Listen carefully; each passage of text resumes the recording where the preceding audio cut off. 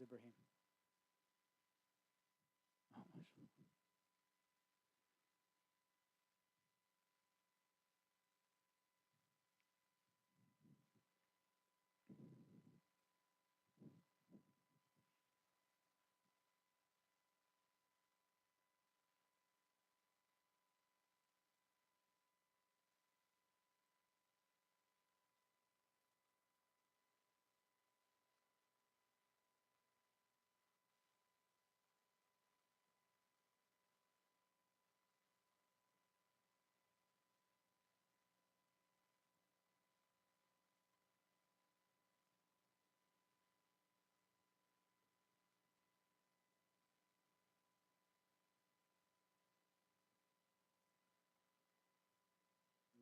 Good? Good to go. All right. Bismillah, walhamdulillah, wassalatu wassalamu ala rasulillah, wa ala alihi wa sahbihi wa man wala. Alhamdulillah. Alhamdulillah ala ni'mat al-Islam wa kafa biha ni'mah. Alhamdulillah. Assalamu alaikum wa rahmatullahi wa barakatuh. Alhamdulillah. Thank you so much, all of you, for coming on time. MashaAllah, on a Friday night. I know there's traffic. Alhamdulillah.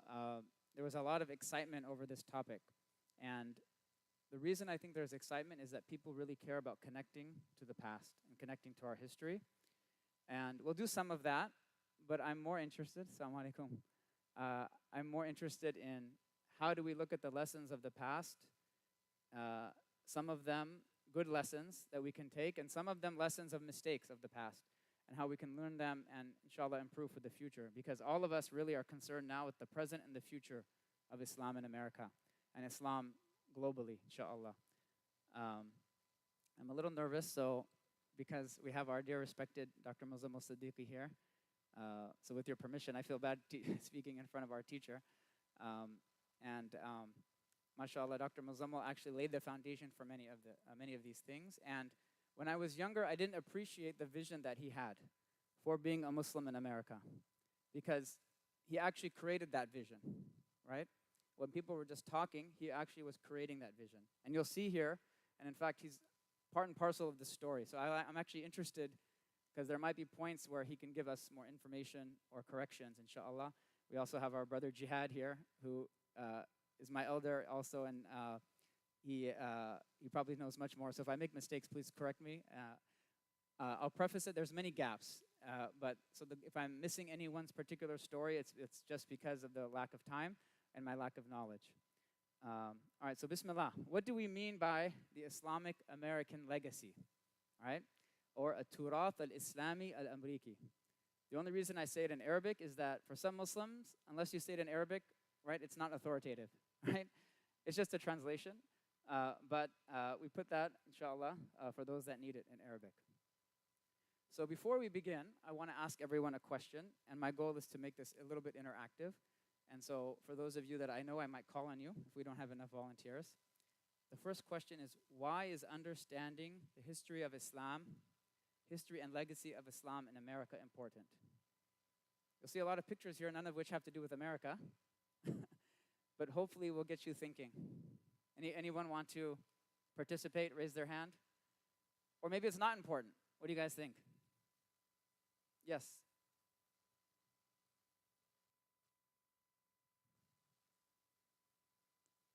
Yeah, one of the brothers said that it dispels a lot of the myths, Islamophobic myths, right?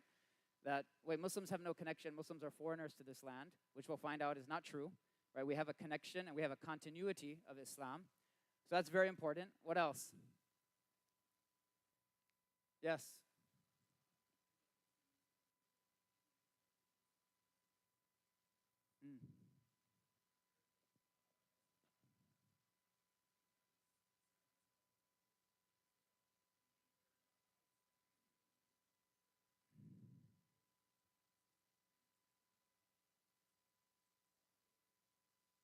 Very good. So the brother was saying that if we understand how Islam is rooted in this country, we can also better understand how we would practice Islam in a way that is uniquely American, perhaps. Is that okay? And we'll get to a little bit of that. When we discuss that, it gets some people very uncomfortable. What does that mean, right? To have an American Islam. doesn't mean we have a watered down Islam, right? So, which hopefully that's not my contention today. I'll just preface a few things really quick. If you don't know me, my name is Muizz. I grew up here in this community, and I was honored to have and still have Dr. Muzammil Siddiqui as our imam. And I've been living in the Bay Area for about 10 years. I'm not a scholar, I'm not a historian, I'm just a lawyer. But alhamdulillah, I was blessed to attend lots of different conferences and lectures over the years. And this idea just came together because I found that, when I was in college in 9/11, 2001. And during that time, we were very much concerned with defending Islam, talking about what Islam was not. And then when we got through that phase, a lot of scholars began to talk about our history of Islam in America and the importance of creating what's called a Pan-American Islamic culture, okay? And that discourse was actually very, very active, but I felt like in the last 10 years, that kind of died down, where we're not talking about the importance of an Islamic identity or an Islamic culture. And so for my kids in the youth group at my local mosque, I just had an idea, how do I share this with them? Because I was really interested in it. So I put together a small presentation, and alhamdulillah, they enjoyed it, and now I've been doing it at a few other mosques at invitation. So this is my fourth or fifth time, or third or fourth time doing this, alhamdulillah. And it's piecing together the works of Dr. Omar Farouk Abdullah, Dr. Sherman Jackson, Dr. Suleiman Yang, rahimahullah, who passed away, a great American historian from Senegambia, who used to teach at Howard University. And they talked all about these different subcultures that were being created, but they talked really about how important it was to create a sound Islamic culture, not just to pass to the next generation, but to look at Islam 10 generations from now. Right? Most of us, our parents and us, were focused, how do I pass Islam just one generation? That's actually the easy part. Right? The hard part is how do you pass it down 10 generations? I was reflecting a lot about my own parents and their journey. So my own parents, and perhaps many of you, if you're from an immigrant background, or if your parents immigrated to the United States, maybe your parents were not that educated in Islam, right? Dr. Muzammil knows that he was one of the very few people at that time that really knew Islam, had studied it. Most people knew Islam just from their culture, just from what they inherited, right? Is that accurate? But I said, how amazing was it? Now, mashallah, my mom just walked in. That my parents, I realized that even if they had not formally studied Islam, they inherited Islamic civilization, right? They inherited something that they came with, whether they realized it or not, and that allowed them to pass down Islam with very little knowledge, book knowledge. Then I realized our generation, even if we're trying to have a little bit more book knowledge, we've lost something of that cultural and civilizational inheritance just by the nature of growing up in the West. Are you guys with me? Okay. So let's look at these pictures.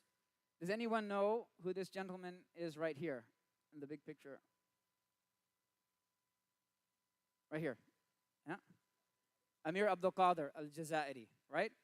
A resistance fighter against the French occupation of Algeria. They called him the prince among saints and the saint among princes, right? He was very famous because later on, even the French would write about his humanity towards the Christians in Damascus. He would travel to Damascus, and he was honored by the French. And, if you're from the Arab world, even if you didn't know him, you inherited something of his legacy, right? Who is this? Yeah, in Indiana, it might be Ohio. In the Midwest, it's called Al-Qadir, right? There's a city named after him. So even in American consciousness, he's an important figure, right? But if you're from the Arab world, even if you didn't know who he was, it was important to what you inherited, right? Who is this? The Lion of the Desert, Omar Mukhtar, all right? From Libya, who was instrumental in the resistance of the Italian occupation, who was assassinated. So it cost him his life, right? Now for our South Asian brethren, this is not a real picture, but a depiction. Do you know who this is? This is Mu'inuddin Chishti, okay? That he was actually a Persian scholar who helped spread Islam through South Asia. And so maybe even if you're from the South Asian, or from the subcontinent, you might even not remember know his name, but he's part of that legacy that you inherited as a South Asian Muslim, right? Even I was in Chicago, and they have a restaurant called Gharib Nawaz, right? And who is Gharib Nawaz? It's Mu'inuddin Chishti, right? So whether you knew it or not, you inherited this civilization. Now, yes, it was through great men and many great women. So unfortunately, we don't have the stories of those great women, right? Because the nature of our culture and our religion is that there's a privacy associated with women. So we don't have their stories. But just because I don't mention them doesn't mean they're not there. So we have to remember that there's also great women that are part of the inheritance, right? That are just as important, if not more important, than the men. Okay. In addition to people, there's usually great structures, architecture. Who knows or recognizes any of these? Not all at once. This one right here, you could probably guess the country. No. Close. Morocco. This is the Qarawiyyin, right? The university, the Masjid and University. Everyone should know this. It's the Suleymaniya, not the Blue Mosque, but the Suleymaniya in Turkey. But if you saw that it was Turkish, you know. Everyone knows what this is? Yes? The Taj Mahal. It's not a mosque, a mausoleum, but an Islamic structure, okay? Any bonus points if you get this one? Huh? No. This one? Yes, Senegal. You looking it up? No. Okay. Okay. This is the great mosque in Touba, Senegal, of Ahmadou Bamba. Okay? Now, what if you look at these, and you didn't know this was an Islamic presentation, would you say these are Islamic buildings? Yes or no? Okay, what makes them Islamic? Huh? We can have a whole lecture on that. But everyone agrees these are Islamic? Yes or no? Why? What do you see? What makes them Islamic? There's an aesthetic, okay. I'm sorry? The structure, what? Perhaps the minaret? Perhaps the dome? Yes? Did the Prophet ﷺ's mosque originally have a minaret? Did it have a dome? All right. Did the Muslims invent the dome? In fact, Muslims found the dome and other structures and they Islamicized it. They took it and they made it their own, right? So how about this? What is this? But what is it? It's a mosque, but it doesn't have a dome, but you still know it's a mosque, maybe because you've seen it before. This is actually in Burkina Faso, but there's other mosques in other areas of Africa that look similar, with a similar structure. Okay, what is this? Okay, it's in China. In the context of the presentation, you could probably guess it's a mosque. If you didn't know and you just saw this in a museum, would you know immediately that's a mosque? But is it any less of a mosque than the other pictures we saw? But it doesn't have a dome. But it doesn't have a minaret. Right? So I want you to think about what does it mean for something to be Islamic, okay? And what does it mean for something to be indigenous to the country? So for us, we built a dome and we built a minaret, right? And sometimes you'll see, and this is nice because it's purpose-built. But sometimes we buy an office building and we just put a dome on top and we put a minaret and we say that's our mosque. And we don't give more thought to it, okay? Hopefully at the end of this presentation, you're going to think about maybe we should give more intentionality and thought to how we're thinking about our architecture, which is important because, you know, at least for myself, when you go to Istanbul, what's the number one thing you see? What do you remember? Right? Hagia Sophia, even though we didn't build that, but there's beauty. What else? But in general, you remember the what? The mosques. Does anyone know an Ottoman scholar? The great Ottoman civilization. The average Muslim, they couldn't even name one Ottoman scholar. Yes or no? Maybe if you're learned, you'd say Abu Sa'ud Effendi, Sahib al-Tafsir. He wrote a tafsir. But most people, does everyone know the great architect who built the Suleymaniya? Who is? Mimar Sinan. But he wasn't a scholar. Now the question you ask was, Mimar Sinan, he was born as a Christian, right? Grew up in the Devshirme and Janissary, and obviously became a Muslim. And he built these great, do you think Islam was informing what he built? Yes or no? Is Tawheed, was that informing what they built? Or is this completely separate from Islam? I'm sorry? Of course Islam, of course, right? Of course it's informing. But the Quran and the Sunnah is not telling him how to build this, right? But I don't think anyone would deny that it's Islamic. Yes or no, right?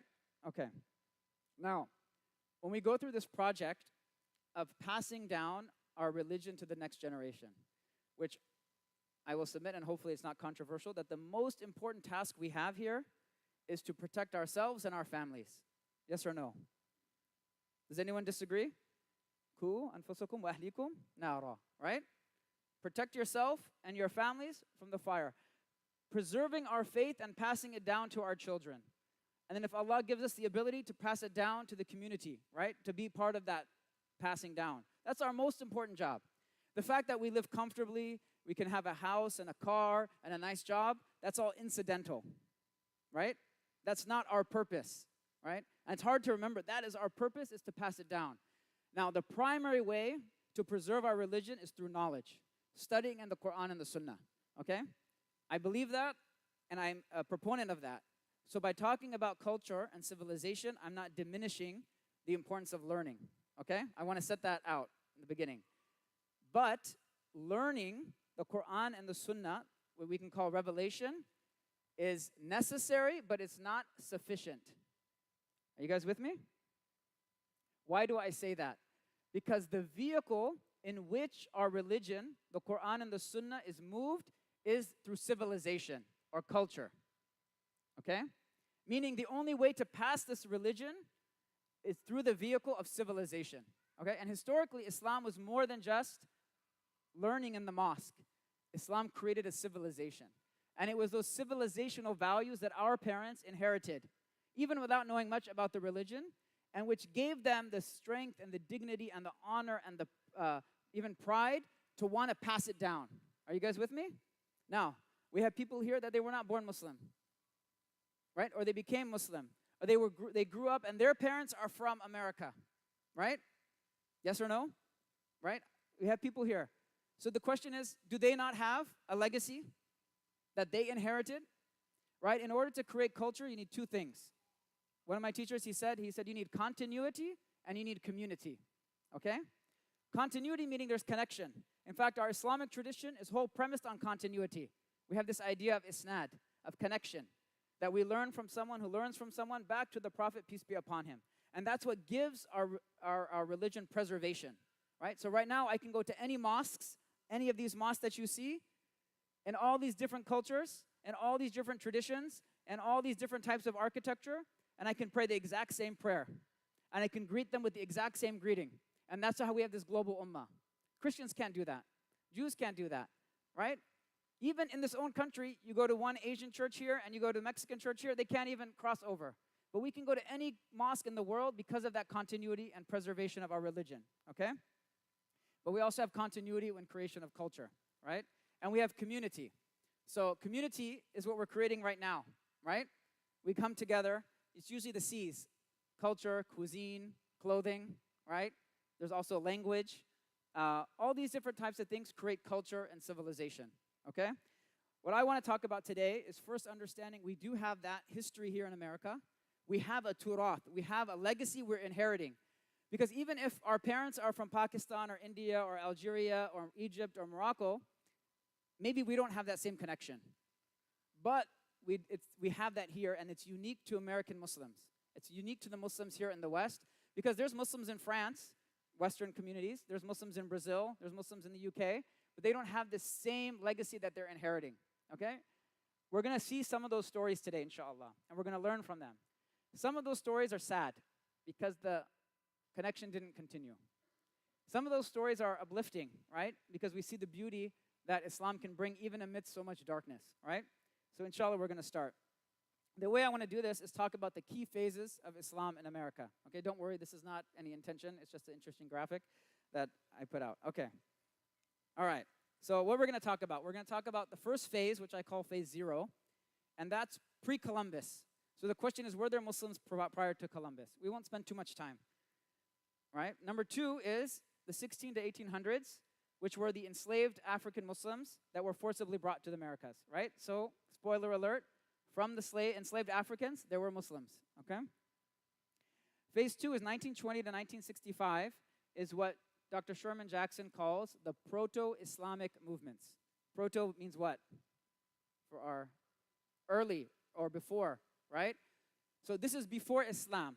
So these were these groups that had similarity to Islam, but they were not orthodox Muslims. But they start setting the stage, and there's a lot we can learn about their culture creation that I think we've fallen short, because there's certain things they did that we haven't come close to. All right.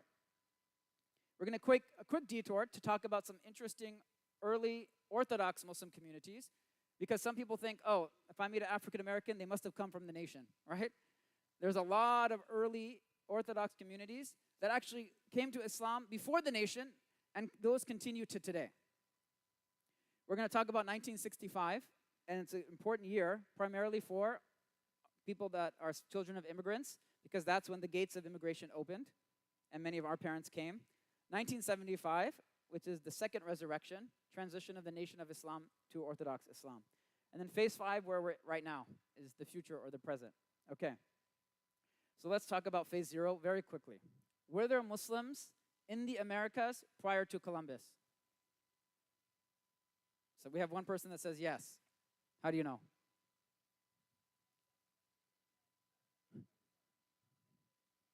Yeah. So the answer is most likely, right? We don't know for sure, right? There's circumstantial evidence, there's some archaeological evidence, but archaeologists will differ and all of that. So I don't want to get into that, it's beyond my scope. But there's an interesting story I want to tell. Actually, there's this nice book by Gerald Dirks, and I'll give a few book recommendations throughout. He actually gives stories of Andalusian Muslims coming to the Americas, of Ottoman Muslims, and also the story I want to say is the story of the older brother of Mansa Musa. Okay, how many people have heard of Mansa Musa? Okay, everyone knows Mansa Musa. Why? Because Alex Haley wrote a book called Roots, and everyone learned the name Mansa Musa. And you might have also learned Mansa Musa because when he went to Hajj, he stopped in Cairo. And what happened in Cairo when he stopped on his way to Hajj? Remember, Mansa Musa was a great king of Mali. Not the country of Mali, but the kingdom, the empire of Mali. And he goes through, and what happens? Everyone knows this, yes or no? Right? So he brings so much gold, right, that he changes and he raises the prices, okay?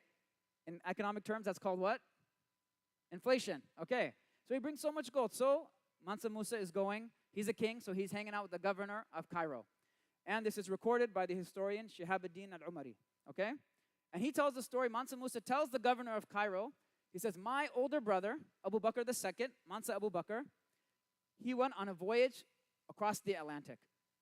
So what happened is first he sent 400 ships, 200 ships of men, 200 ships of gold.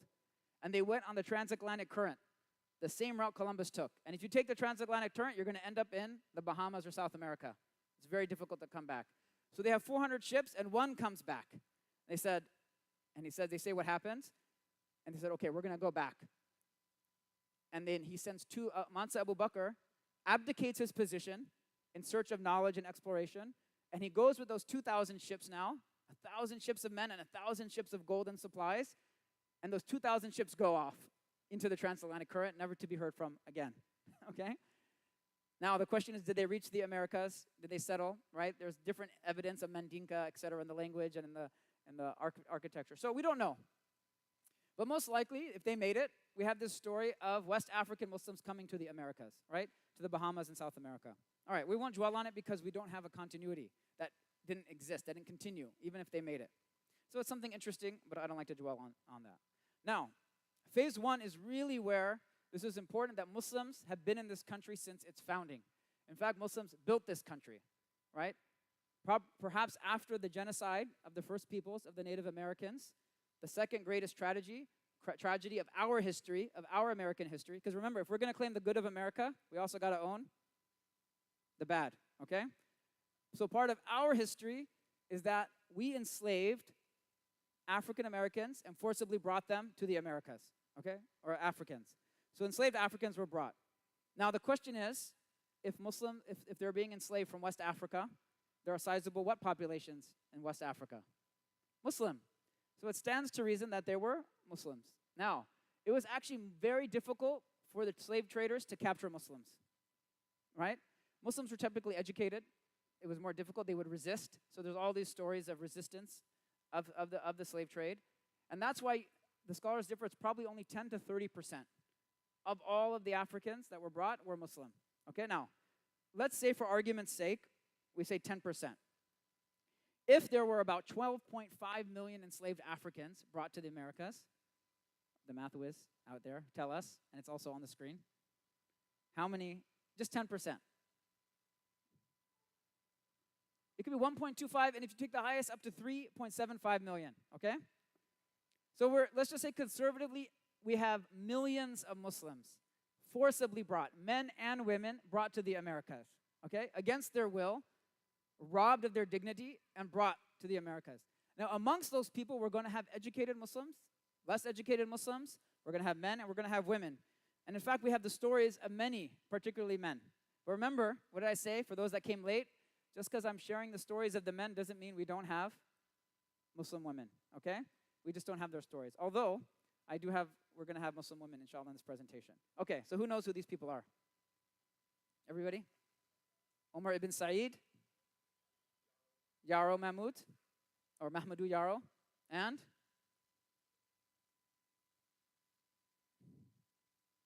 Jab bin Solomon, Ayuba Suleiman Diallo.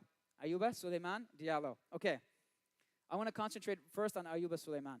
He was a hafid of Quran. He was a prince. You can tell he was a prince, okay, just by the way he's dressed, right? And we have portraits of these men. And think about how many other men and women we don't have portraits of. We just know their stories because they have a portrait, right? Just like the Sahaba, we know so many stories of Sahaba, but imagine all the Sahaba, we don't know their stories. Doesn't make them any less amazing. We just don't know them, okay? But this is what we have.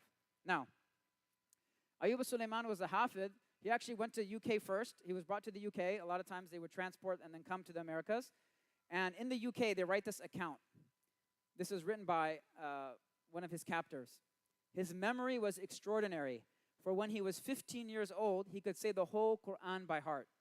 And while he was here in England, he wrote 3 copies of it without the assistance of any other copy, and without so much as looking to one of those 3 when he wrote the others. Right? He wrote the Quran by heart 3 separate times. And each time he wrote it, he didn't even refer to the prior run, right? Which is consistent with how Muslims learn Quran in West Africa. They would write, okay? Even to this day. He would often laugh at me when he heard me say I had forgot anything, and told me he had hardly ever forgot anything in his life, and wondered that anybody should, right? Because he had a strong memory. Right? This is Ayuba Suleiman Diallo. I'm going quickly because there's a lot to cover. This is going to be very surface level because the point is not necessarily the individual stories, which you can go more into more depth. There's a nice PBS documentary we can send out, and a series that they did is really nice. Asma Khalid from NPR, and they did it through, was it through Al Jazeera? No, through PBS, which is really nice. Okay, Omar ibn Said. Omar ibn Said is also famous. He wrote his own autobiography in Arabic, okay? There was a big debate whether he actually became Christian. But when they look at his Bible that they gave him, they asked him to recite the Lord's Prayer, but he recited a surah from the Quran, okay? And he wrote it out. And they were very interested because he could write, and they wanted him to learn Christianity, and they gave him a Bible, but he would still write, and you would see salawat and other things. So the evidence is that he still died, even though they'll say that he worshipped with the local Christians. There's actually an opera called Omar that they made about his life, right? And you can learn more about Omar ibn Said. Now, we spent a little bit more time on Mahmoudou Yaro, or Yaro Mahmoud, okay? This portrait was actually, there's a man named Pierce. I forget his first name. Last name is Pierce. He did the portrait for George Washington, Thomas Jefferson, Benjamin Franklin, and a few others, okay? And this is hanging, I think, in the National Portrait Gallery. Philadelphia. Okay. I thought maybe it might be in D.C. I don't know. But, okay. Yep. Oh, the other one. It's coming. This one. Okay. Okay. So, what do you notice about Mahmoudou Yaro? About his picture? Could you, if this was, you were just walking in a museum and you just passed by, would you think like there's something interesting? Maybe this person is a Muslim? Or would you be like, just another person? Yes or no? What do you notice? Is there any Muslim-y thing about this person? He has a cap, yes. Remember at one time, Muslims wore caps, okay? That's slowly diminished, right? There was a time where a Muslim would not be seen without a cap, right? Okay, so he still kept that cap. Interesting. He has it's kind of in the West African style. What else? Facial hair, trimmed mustache, right? So, yeah, Mahmoud Yaro, or Yaro Mahmoud, is so interesting. He's such an interesting figure. Actually, Pierce, who writes in his diary, he almost felt like he just loved him as a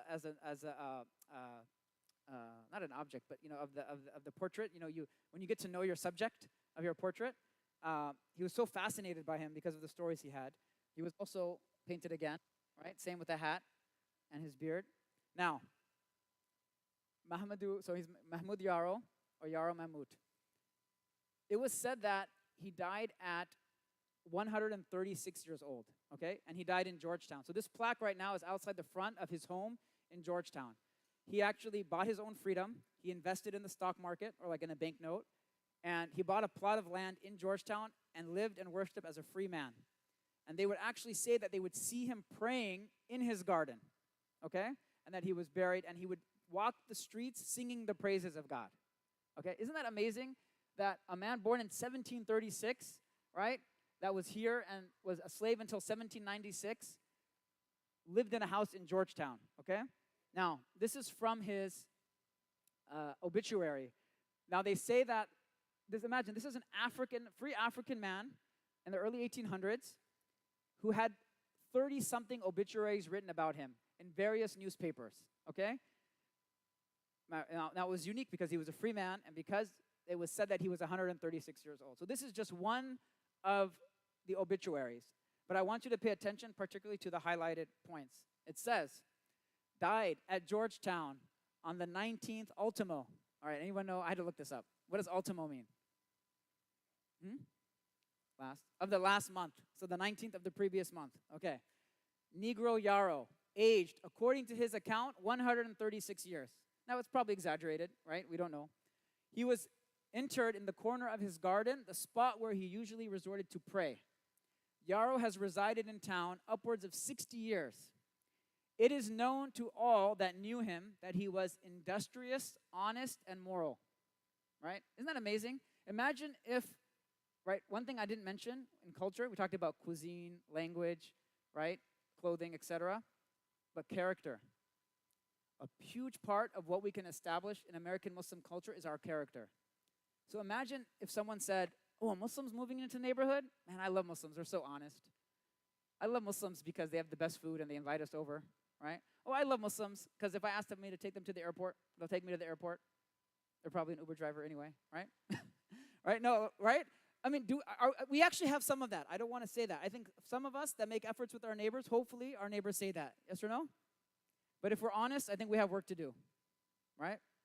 One of my friends, he said, every single one of our neighbors should see the inside of our home. We need to feed them our biryani and our mansaf or whatever cultural food we have.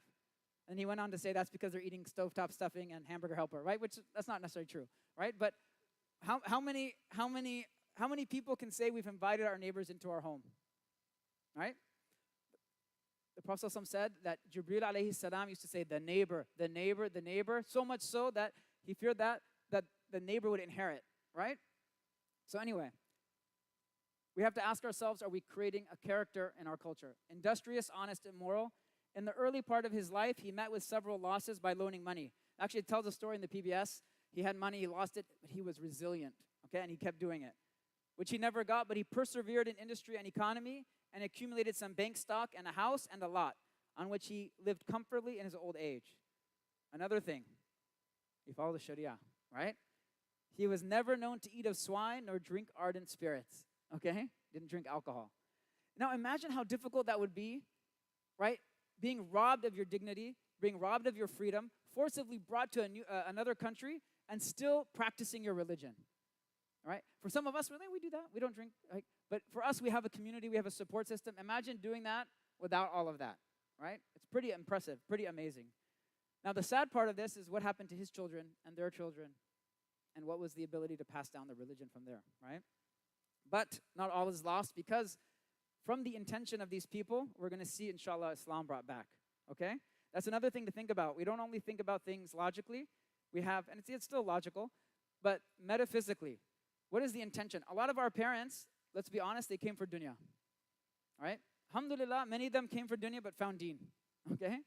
And they changed their intention, inshallah. But the Africans that were forcibly brought, they had no choice, right? So Allah will bring it back, inshallah. Now, this is where we start to see that, right? Obviously, there's a whole history. Slavery ends, at least in legalized fashion. And African Americans, they fought for their freedom.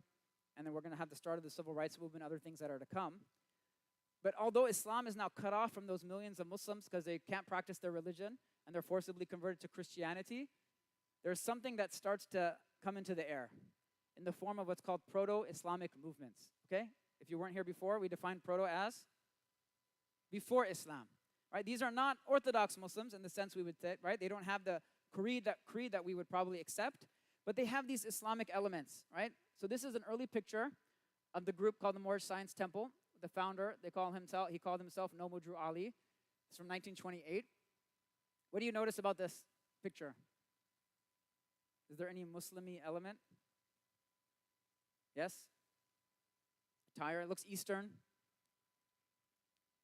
No? Yes? How many people have heard of the Moorish Science Temple? Okay. Actually, from this, I just heard about him recently from Rasul Miller. So we have Professor Rasul Miller at UCI. We need to bring him to the masjid here.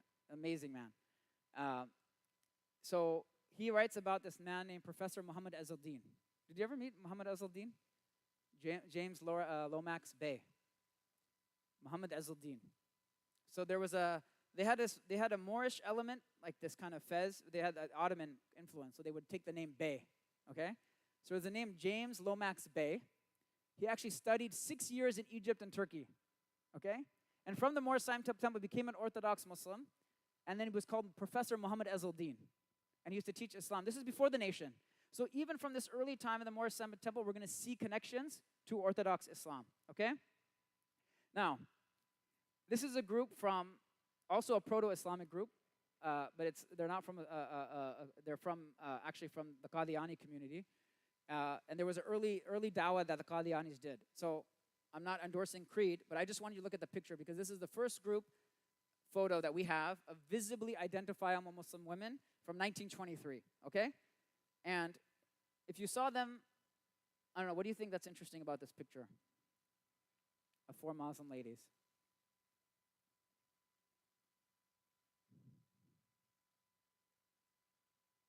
Yeah.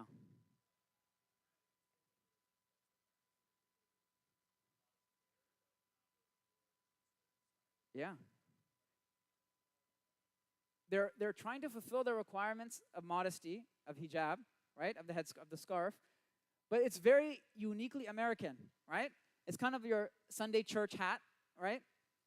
And it's actually, when you watch the PBS documentary, they say that these were actually like curtain drapes that they grabbed, okay, in order to maybe take the picture. But you see this, what I found really interesting is that it's a uniquely American dress, but it still fulfills the requirements of hijab, right? That it's modest dress. Okay, interesting. All right, now we're going to get to the heart. Now there's this group that comes early on and attracts many followers. It's called the Nation of Islam. And I know many of you know this, but many people don't. And it's founded actually first by this man, a Desi guy named Fard Muhammad. And his main student is this man here, who was born at Elijah Pool, okay? Actually, I was in Chicago last week. We visited the Elijah Muhammad Museum, his house, and everything. It was interesting. They're going to make it into a museum.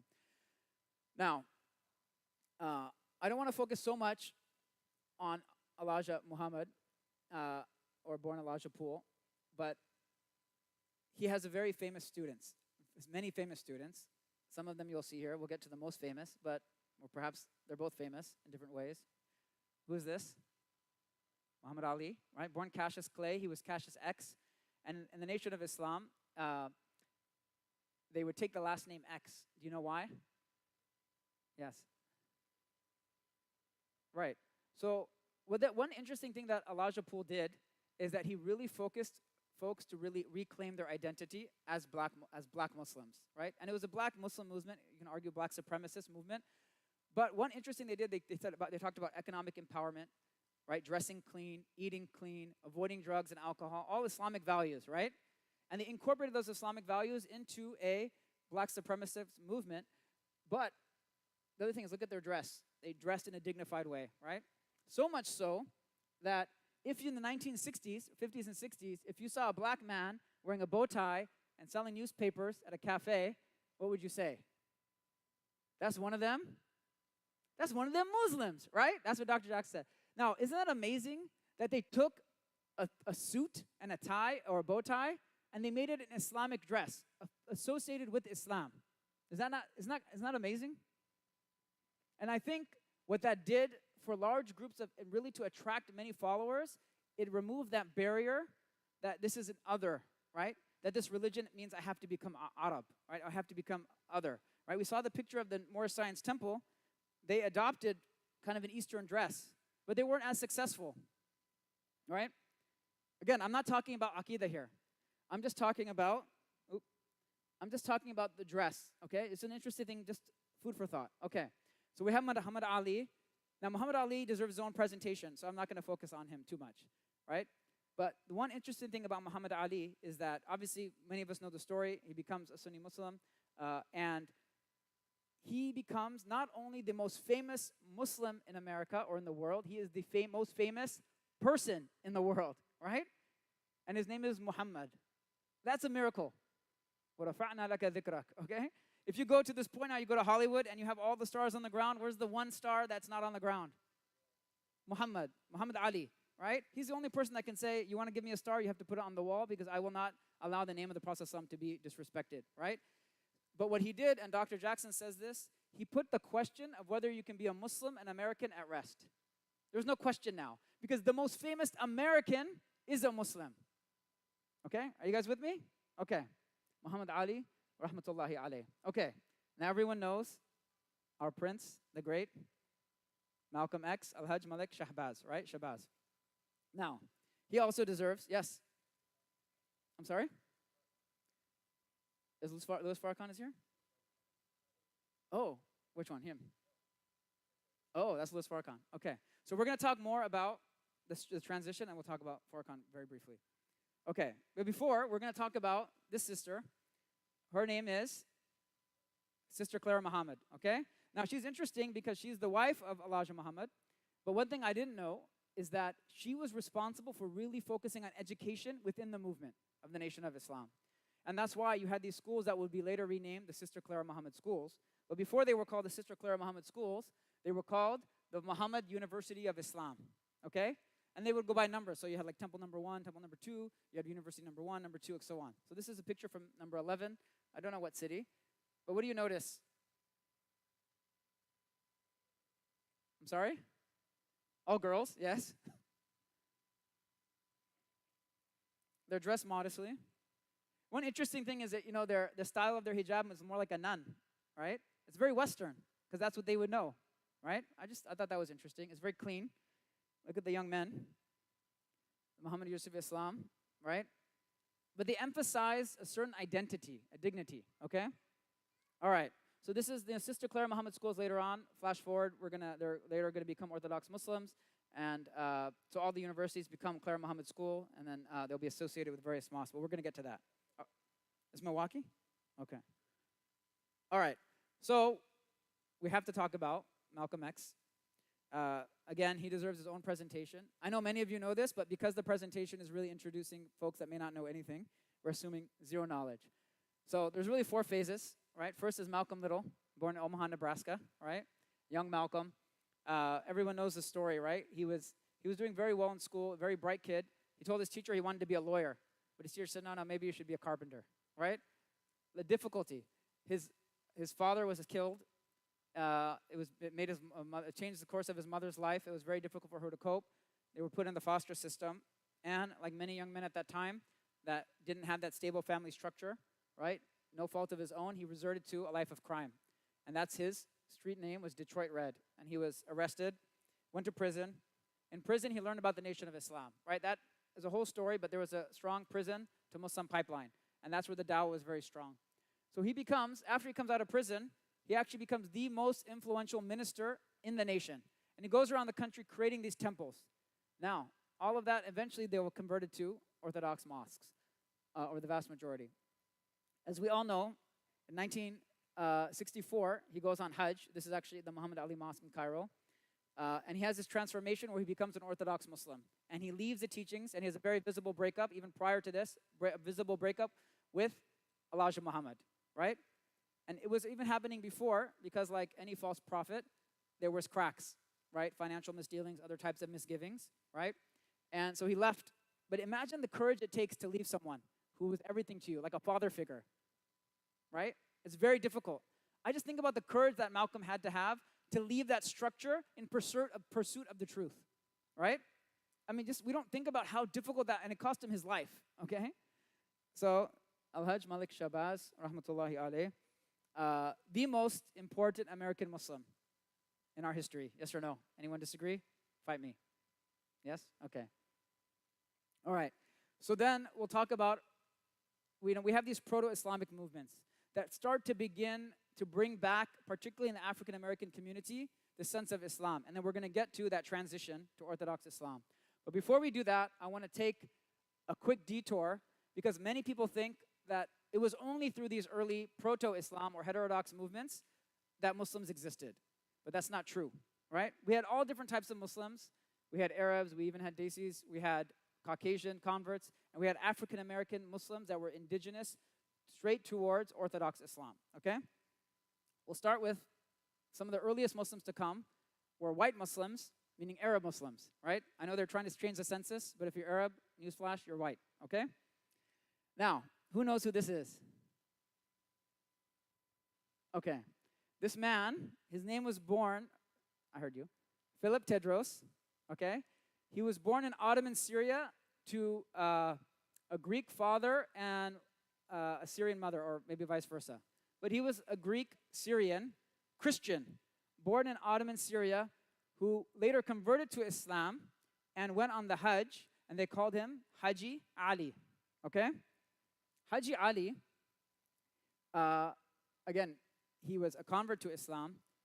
In the early 1900s or late 1800s, there was a president, I can't remember the name, that had a Secretary of War named Jefferson Davis.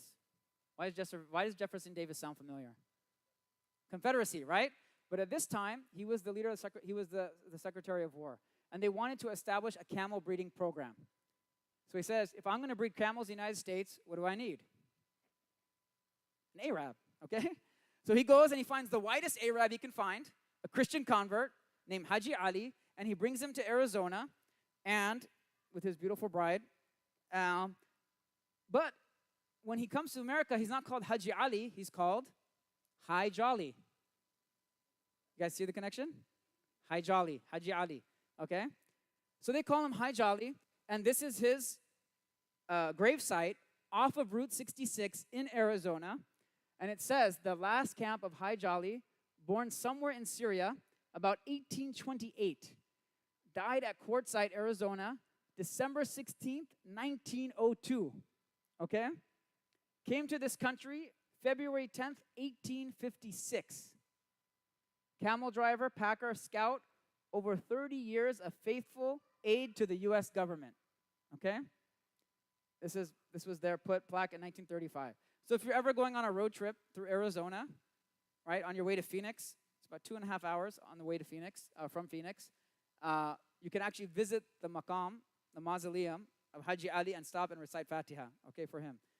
Now, the sad part is, what happens to his descendants and his children? Are they able to connect? It's too few people, right?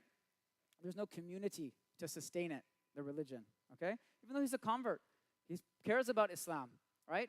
He obviously didn't just convert for no reason, but now he's in this strange land as a minority, the only Muslim. Think about how difficult it is to maintain that faith. Okay, how much time? Okay, we'll do this now. Who knows who this is? Did you ever meet Sheikh Dawood Faisal in New York? You met him? Yes. I'm sorry? You went for Hajj with Sheikh Dawood, mashallah. So Sheikh Dawood Faisal, he's actually from Grenada, the Bahamas. And he's born in the late 1800s. He came in the early 1900s to New York City to study music. He was a jazz musician, actually a violinist. And I don't know exactly how he became Muslim, but he most likely met this man here whose name is Sati Majid or Sati Majid. Have you heard of Sati Majid? He's Sudanese. Huh? He ends up going back to Sudan, so we don't hear much, or Egypt. But Sati Majid, at least according to Yasser Qadi, so if you go and look up Sati Majid, Yasser Qadi has a nice 20-minute lecture on him. Sati Majid was said to be a teacher of Sheikh Dawood Faisal, and he's the first person to immigrate to America for the sole purpose of making dawah. To the point they called him Sheikh al-Islam, or he called himself Sheikh al-Islam in America. And he actually went back. He would argue and debate with the Moorish Science Temple and Noble Drew Ali. And he went back to Azhar to get a fatwa to say that they were heterodox because he was concerned about preserving. So he was there trying to preach. There was a lot of all these different types of Muslims, especially with the fall of the Ottoman Empire, coming to New York City as different jobs, and he was there for the sole purpose of doing dawah. But when he left back to Egypt, to Azhar, even though he's Sudanese, he ended up never coming back, and that's why you really have not heard of Sati Majid. But he's an interesting character. All right, let's go back to Sheikh Dawood Faisal, who was a student of his. Sheikh Dawood Faisal started a mosque in Brooklyn called the State Street Mosque, and just some interesting pictures. They would get together. And now imagine in early Brooklyn, he was in Harlem first, actually, then he came to Brooklyn to start the mosque, and they would preach, and they had, they would mix with the local Arabs that were starting to come, and this is the first kind of African-American Arab mosque that they create. All right? Now, Sheikh Dawood Faisal actually has a connection and continuity to today. So from his students come Imam Jamil Al-Amin and the Dar al-Islam movement. Okay? So how many people know Imam Jamil Al-Amin? May Allah free him, right? The Dar al-Islam movement, from the students of Sheikh Dawood Faisal, was that founding. There's also a group in North or South Carolina in Islamburg. My understanding is also they connect themselves to, they have these cool songs that they write, and you can see that, Al-Wida, if you might have heard that Ramadan song. They have a connection back to Sheikh Dawood Ahmad Faisal. The interesting thing about Sheikh Dawood, this is the Dawood Mosque on State Street. Did you go with me, Muhammad, when we went to New York? I don't remember. Is Muhammad Mahmoud here? Oh, did we go here? Brooklyn? I don't know if I took you here. Okay. But I went to this hamda when I lived in New York. It's called the Islamic Mission of America. Now, another interesting thing is, Sheikh Dawood Faisal met Malcolm X. Okay? They actually said that he would give the khutbah at the United Nations and would represent American Muslims at the United Nations. Okay? Now, what do you notice about his dress compared to Malcolm X? He's a more traditional dress. Actually, if you look, this is kind of an Algerian style. I only learned this recently. He was connected to a Sheikh Ahmad Alawi al-Mustaghanimi from Algeria. Okay, and yes, 1941 or something like that. Late 1930s, 1941. Okay, when I went there, I thought it was the oldest mosque in Brooklyn, but it's not, which we'll get to after Maghrib. Okay, so come back. But so that's why he has this different look. Now, Sheikh Dawood Faisal was successful. They say there was up to 10,000 converts, okay, that took Shahada at his hands or through his movement. So I'm not going to say he wasn't successful, but it's just interesting the model of how many more people were attracted to Malcolm because there wasn't a barrier, okay? I'm not making a judgment, just something to reflect, okay? Okay. Now, Sheikh Dawood Ahmad Faisal's wife was Mother Khadija, and they were like the power couple in the masjid, okay? She ran aspects of the masjid and he ran, okay? Actually, so much so that when he passed away, it was very difficult for the now primarily Arab community to accept a woman in that leadership position. But before, the African Americans didn't have a problem. They even said, I don't know how much there is there, but their imam was Egyptian who was leading the prayer, and he stayed on the basement, and she lived on the top floor. And they said now they have to get married, right? Because Sheikh Dawood had passed, right? I don't know if they got married, but this is them, right? Sheikh Dawood Faisal and Mother Khadija. I actually read somewhere that she's half Punjabi. She's also from the Bahamas, but I haven't verified that. I just read it. But there's more interesting information. Professor Rasul Miller at UCI has basically did his whole dissertation on Sheikh Dawood Faisal and his community. So we should really invite him back. But he's a really, really interesting person. All right, before we go from Maghrib, I just want to show you this picture. This is from, it doesn't say, it's cut off. This is from 1943, a convention of unifying Muslims amongst the Arab and African communities in Philadelphia. This is like a precursor to ISNA, perhaps, okay? 1943 where Muslims started thinking, wow, we're coming together, we need to organize, okay? And I think Professor Muhammad Azzuddin, I haven't found that much information about this picture, but it's from 1943 in Philadelphia, and you can see African Americans. There's even more Science Temple or students. You can see Arabs and Desis, perhaps. Maybe this guy is Desi, right? So immigrants, there's a long history of immigrants and indigenous Muslims coming together. One kind of sad story about State Street Mosque in Brooklyn is that there was a lot of fighting, right? And now that necessarily wasn't as successful, but there was a lot of lessons learned, right, from that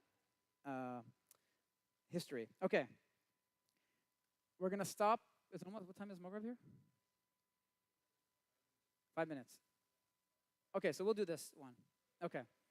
We intentionally have a break, and we'll decide if we're going to eat and then come back or come back.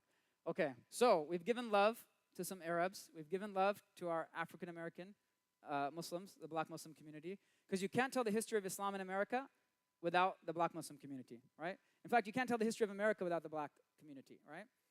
But we're going to give some love to our Caucasian Muslims as well, okay? So one of the earliest Caucasian converts is a man named Muhammad Alexander Russell Webb. There's actually a book written by him, by Omar Farouk Abdullah. It's called A Muslim in Victorian America. An entire book, like that, there's that much information.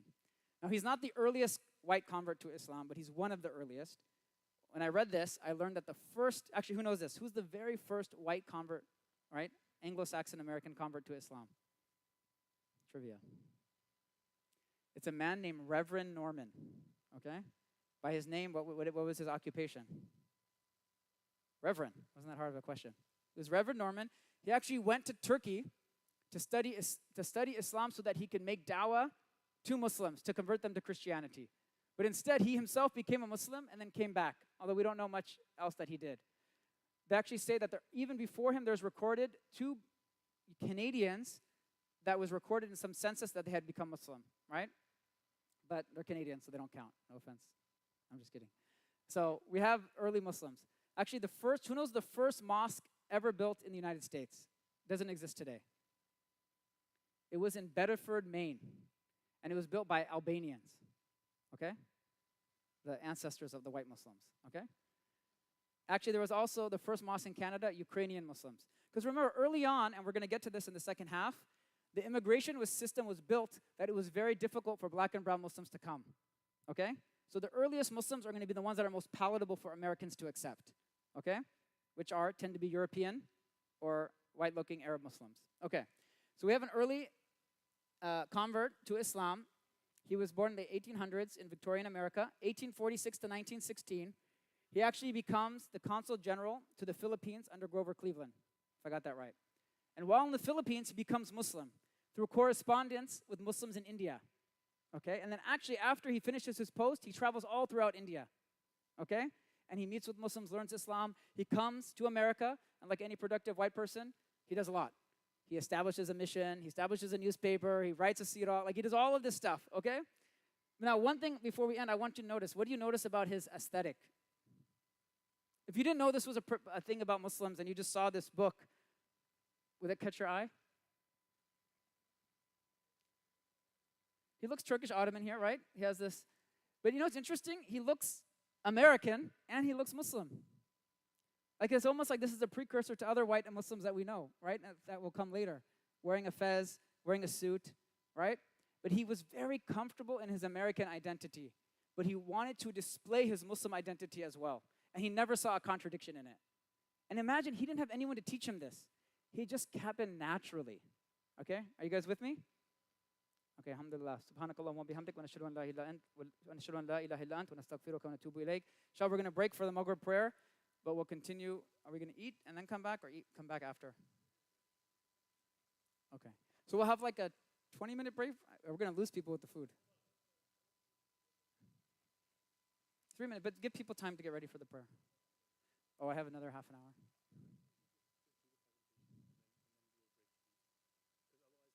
Okay. Okay, inshallah, we'll be back after the prayer, inshallah. Assalamu alaikum.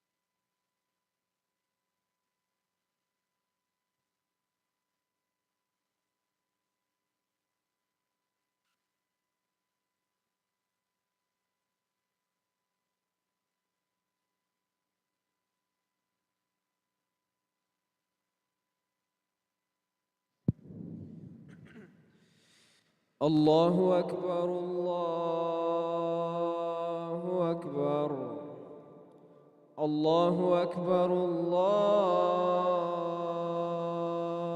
أكبر أشهد أن لا إله إلا الله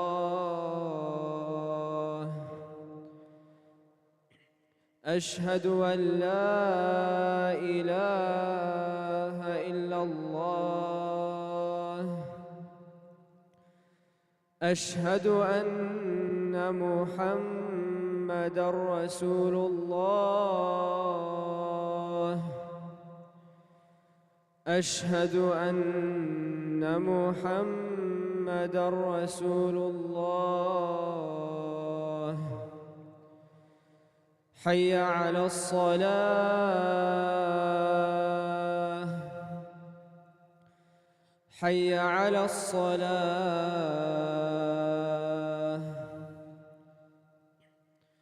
حي على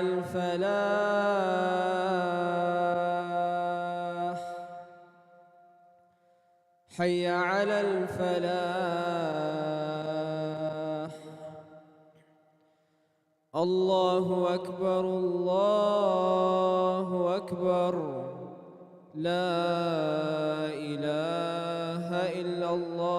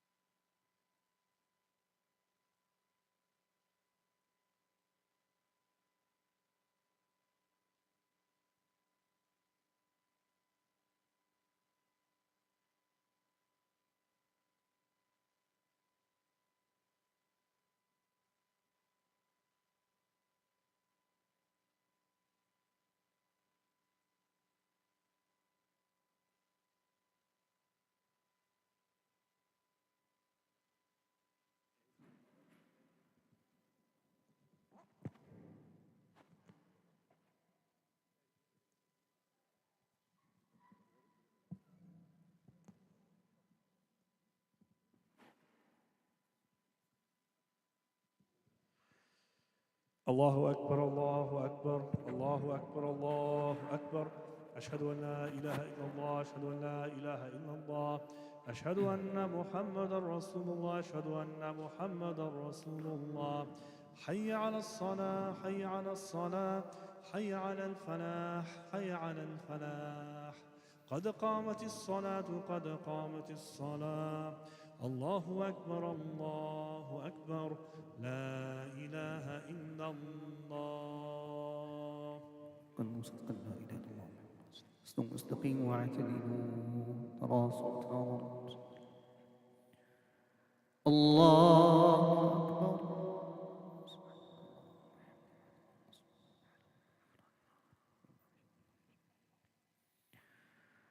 الحمد لله رب العالمين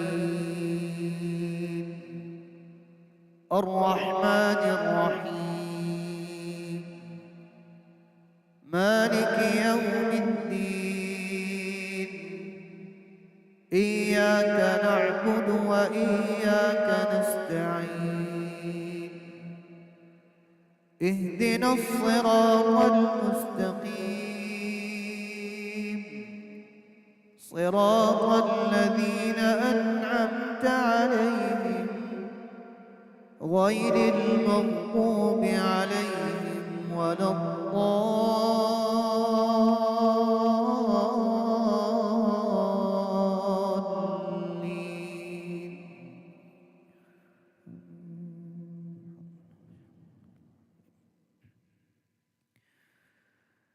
كلا إذا دكت الأرض دكا دكا وجاء ربك والملك صفا صفا وجيء يومئذ بجهنم يومئذ يتذكر الإنسان وأنى له الذكرى يقول يا ليتني قدمت لحياتي فيومئذ لا يعذب عذابه أحد ولا يوثق وثاقه أحد. يا أيتها النفس المطمئنة ارجعي إلى ربك راضية مرضية فادخلي في عبادي وادخلي جنتي. الله أكبر.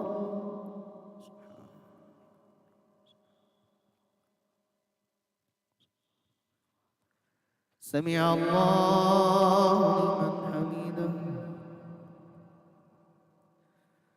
الله أكبر.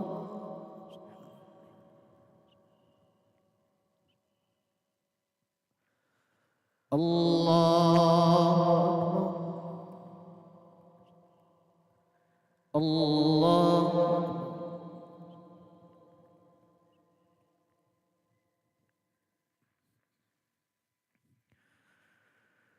الله أكبر. الحمد لله رب العالمين الرحمن الرحيم مالك يوم الدين. إياك نعبد وإياك نستعين.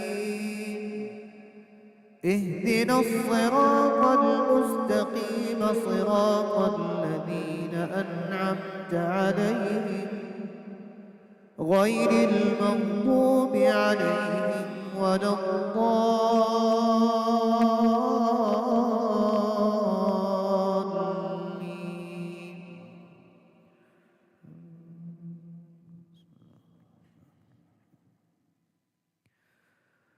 أرأيت الذي يكذب بالدين فذلك الذي يدع اليتيم ولا يحض على طعام المسكين فويل للمصلين الذين هم عن صلاتهم ساهون الذين هم يراءون ويمنعون الماعون الله أكبر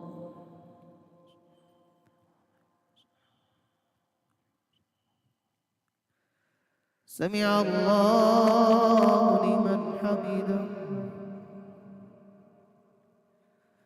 الله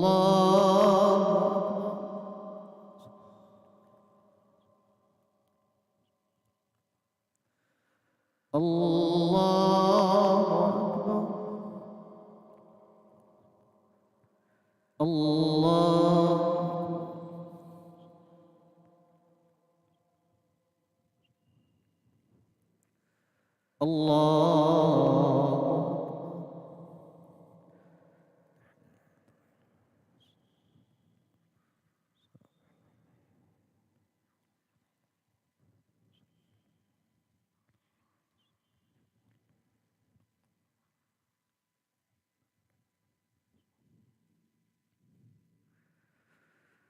الله أكبر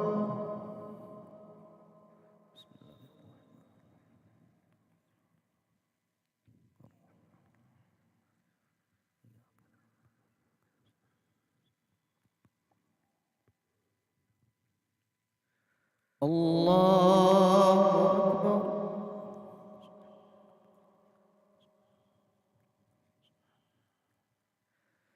سمع الله لمن حمده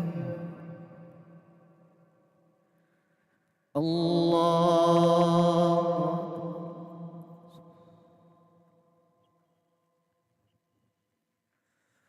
الله أكبر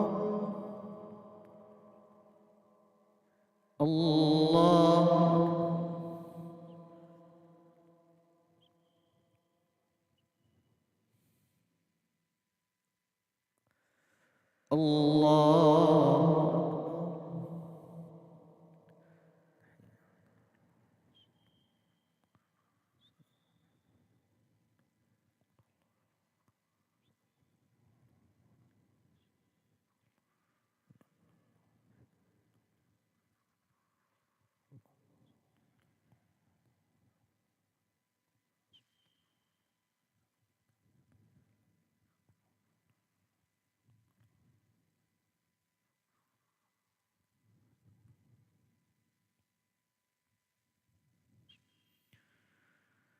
السلام عليكم ورحمة الله السلام عليكم ورحمة الله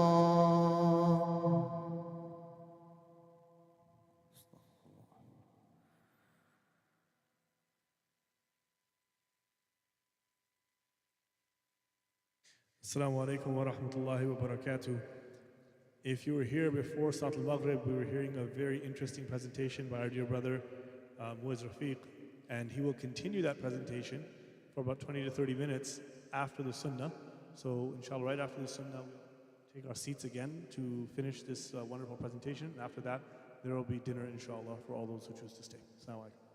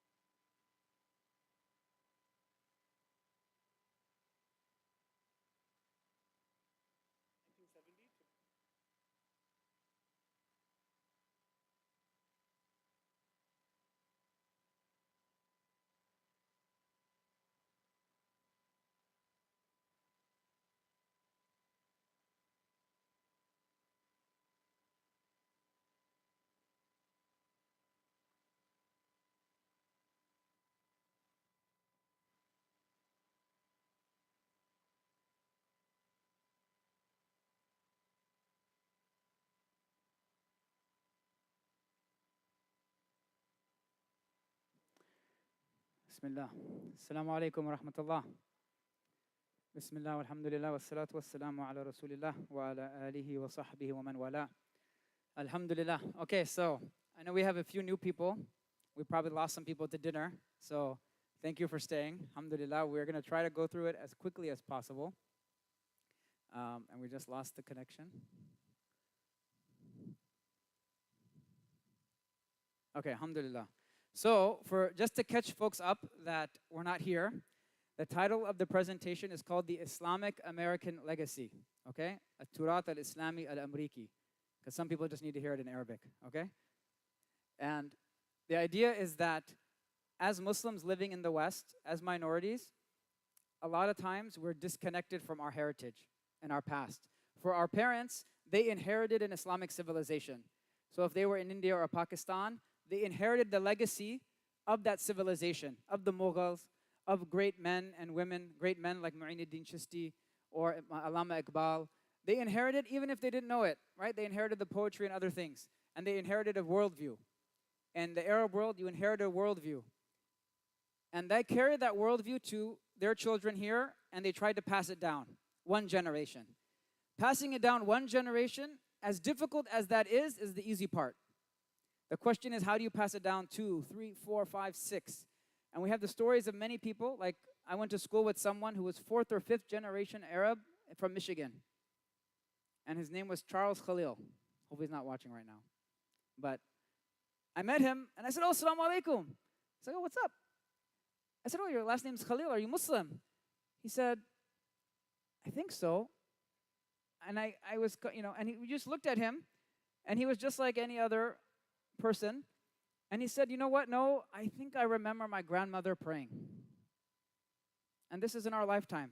Many of us, from our own family members, we probably have stories. And so imagine the struggle and strife that our ancestors went through to pass Islam down to us. How many generations of people that they left lands, they did travel, they did everything, they sacrificed to give us this religion, to pass it down. And it's going to end with us? Allah protect us. We have to take it very seriously. And that means we take learning seriously, learning the Quran, learning the Sunnah, and that learning is going to come, though, in a vehicle. It's going to be passed down through a culture, right? So we have knowledge, which is indispensable, which is necessary, but my contention here is that that knowledge is not sufficient without a culture or a civilization to carry it. Are you guys with me? Okay. And we're going to learn about stories. It's going to come soon. So we just talked about Muhammad Alexander Russell Webb, an early Anglo-Saxon convert to Islam. He actually led the American Parliament of Religions in Chicago, represented Muslims. There is some debate whether he has a continuity in his community. He did dawah, but there wasn't enough sustained effort in order to continue that community, right? Now, I mentioned before about early communities in Brooklyn. This is one such community. And what do you notice about that date? The American Mohammedan Society organized when? February 2nd, 1907. Okay? This is a mosque. It's still standing. It's called the Power Street Mosque in Brooklyn. And prior to just learning about this last year, I thought the State Street Mosque was the oldest mosque in Brooklyn. But it turns out this community was incorporated in 1907, and they built this mosque in the early 1930s. How many people know what community this is? Has anyone heard of this mosque or this community? It is the oldest continuously operating mosque in North America. Okay? When I first saw this, because of the Muhammad, I thought this was a Proto-Islamic. You know, we talked about the Proto-Islamic movements. Is this some Moorish science temple thing? No. Turns out these are Orthodox Muslims from Poland.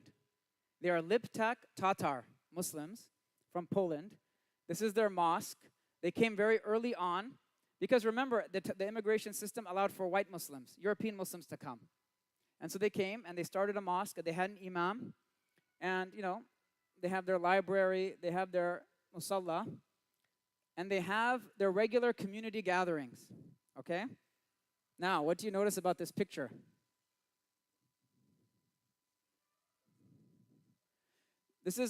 They would have yearly gatherings as a community, but their religious gatherings at the mosque, you know how often they met?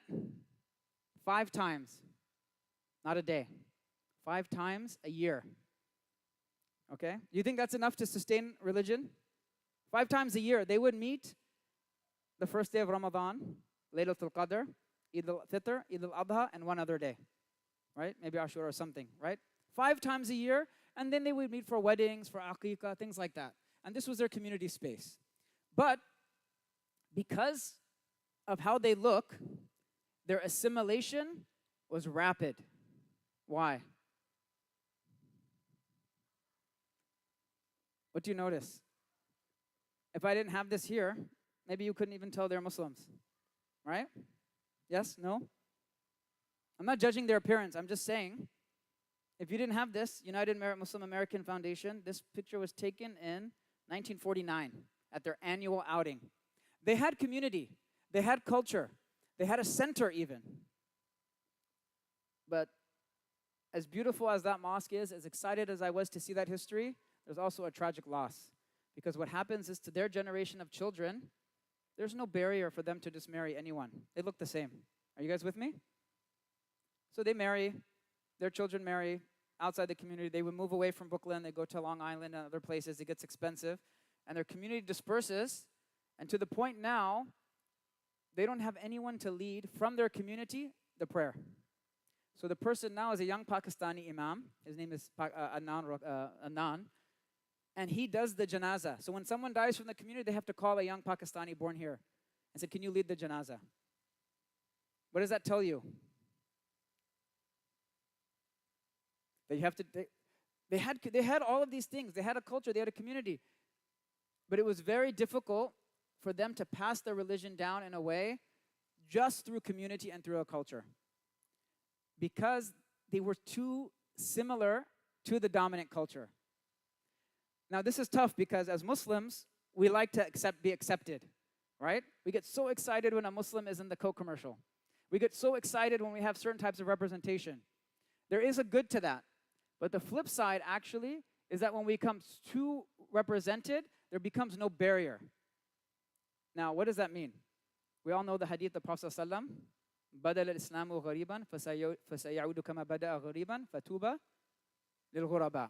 That Islam began as something strange, it will return as something strange, so give glad tidings to the strangers.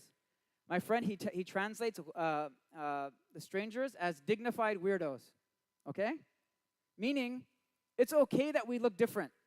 It's okay because it actually helps us preserve our religion. When it becomes there's no barrier, then John can come propose to my daughter, and it's all accepted and everyone's happy. But if John's family actually says, no, we don't marry of other accounts, that actually benefits our family. I know this is tough to hear, right? I was trying to think about South Africa, and I said, what was it about South Africa that 4 or 5 generations in, because they're a model to study about Muslims living as minorities in the West, how did they maintain their Islam so strongly? One thing they had, I said, it must be the madaris. They took madrasa very seriously. They have all types of madrasas, all of that, and they took learning and they passed it down. That's true. But one sad reality is probably that apartheid helped. It allowed them to live separately and live their life. Now, I'm not advocating isolation, but we have to also be wary of the assimilation, okay? Now, there is a middle path called integration, but it has to be very intentional, meaning you have to put overtime work in, okay? Because the forces that we're dealing with outside that are coming towards our religion and our identity are strong. And right now, they're stronger than we are, as much as the beauty that we have created. This is not to scare us, but it's to make us alert, right? Many of us, I think, at least for my own people that I know that care about Islam, I think we're too comfortable, okay? So what I wanted to show a little bit from this community, the Liptak Tatars, mashallah, the sister that runs it, her grandfather was one of the founders. She's married to her husband, and she lives, and she's the caretaker. But other than the fact that she's associated, she's just a normal Brooklyn hipster, right? And so, yes, there is this beauty, but the question is, now it's become relegated to an artifact, right? They don't open for the regular prayers. Now, slowly, because of this brother Adnan, now he has the trust. He's opening and trying to bring the mosque and give it life again and allowing people. But it was a very isolated cultural community. But because, again, there was nothing to distinguish them from the greater community, they married in, they assimilated, and in 1 or 2 generations, that's it. Right? And think about the struggle and strife that they must have had in Poland as Muslims, right? For so many years. Anyway, it's an interesting community. I think this is a fascinating picture, right? Just looking at these faces of Muslims in America. So the other kind of more positive side of this is Muslims in America. If anyone wants to say, we don't belong here, we don't look like that, you show them this picture, right? You have very confident people, like this guy's very confident. You have people in love, like these two, right? Probably newly married, right? I thought it was very interesting. Okay, just to be on a more positive note. All right, now we're going to move to phase 3 of the story of Islam in America. And this is where many of our parents, if you're an immigrant Muslim or your parents are immigrants, where they come in. Okay? Who knows this gentleman right here? Dr. Martin Luther King. Okay? Who knows this person? This is the President of the United States at the time. LBJ, Lyndon B. Johnson. And this is actually in 1964. Okay? Little known fact, Dr. Martin Luther King, on his deathbed, took the... No, I'm just kidding. Okay, so Lyndon B. Johnson signs in 1964 the Civil Rights Act, right? The Civil Rights Act of 1964. What does that do? Why is that relevant?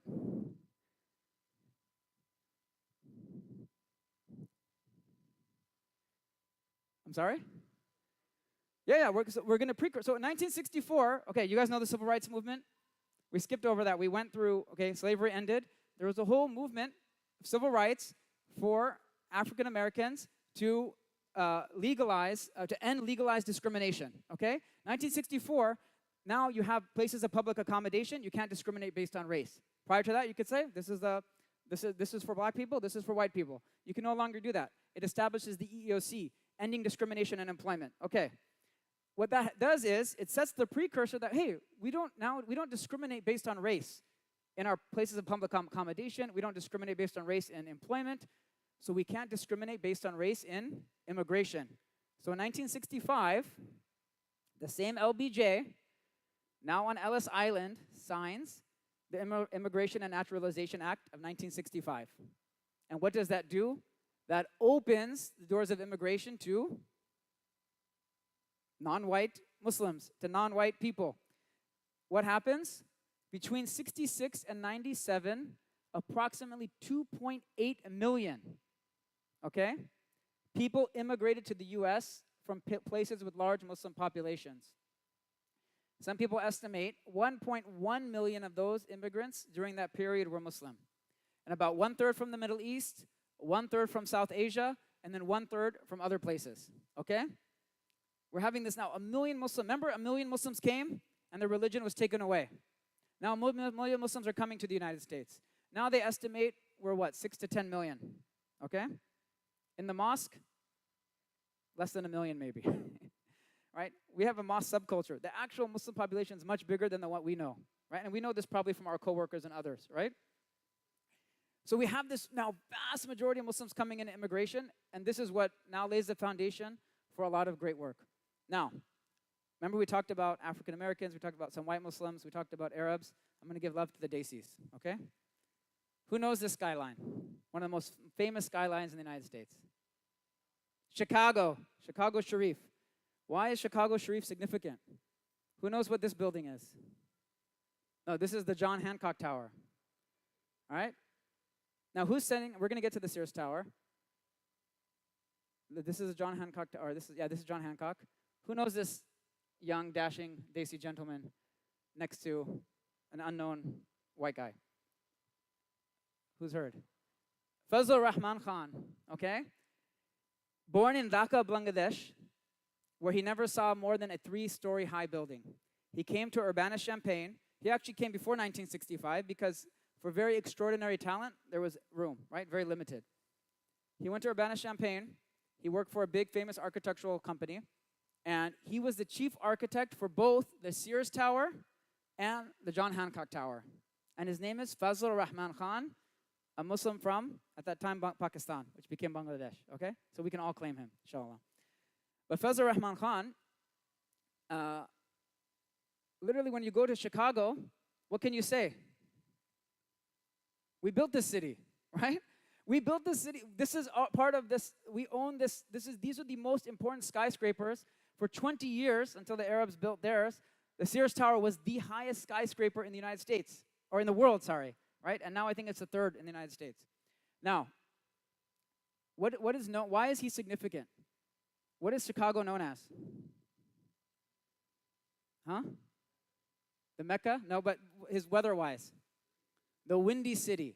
So they had a problem with building these really, really tall skyscrapers in a windy city.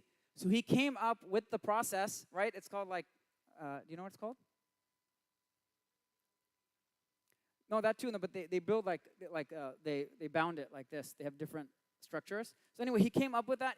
He solved the problem of the tall skyscrapers in the windy city to reduce the swaying. He was the chief architect. He was a Muslim, right? I think that's very significant, right?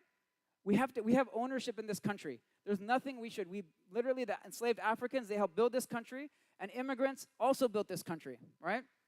Even at these levels, right? I don't want to minimize people that are doing labor, but even at the level of the chief architect, where Muslims are, okay.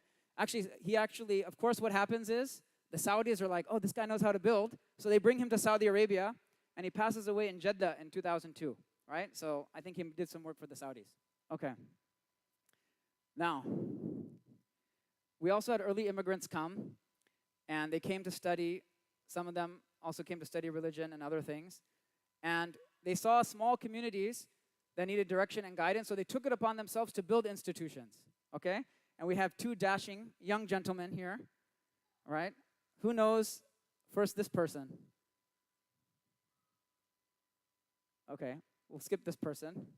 Who knows this young, dashing man who happens to be in the audience today?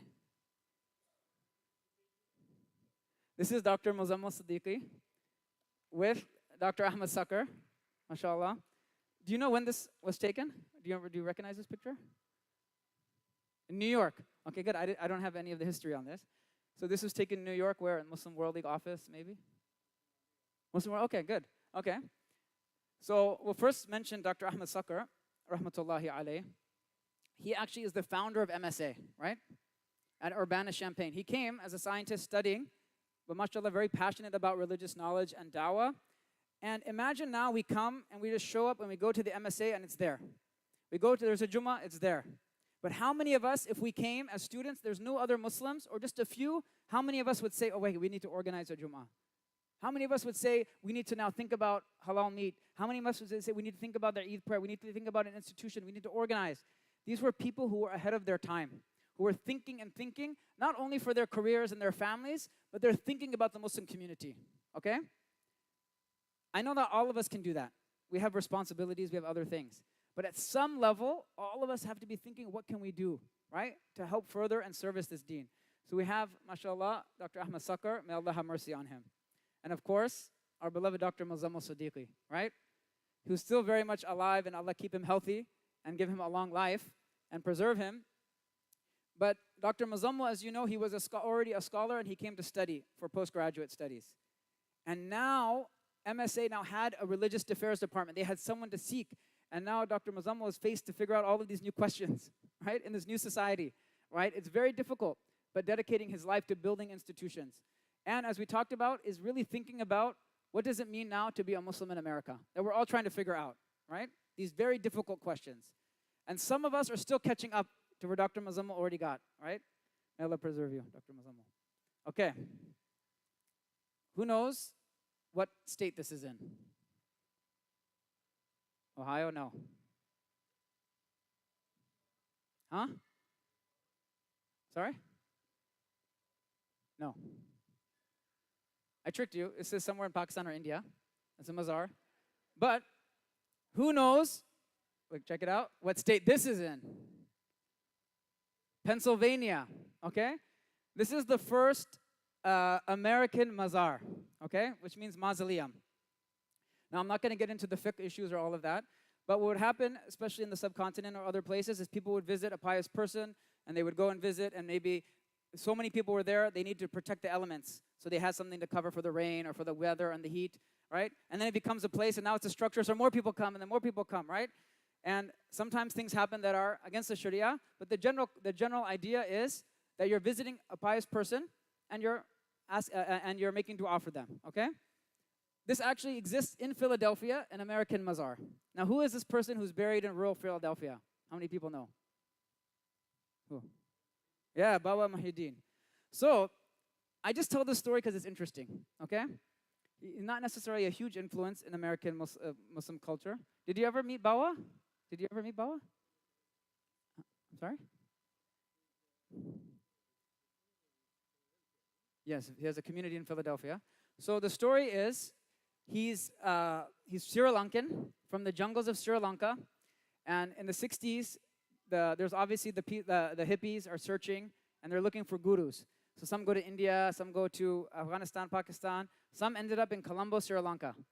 And they meet this guru named Bawa Muhyiddin, and he doesn't speak a word of English, he just speaks Tamil.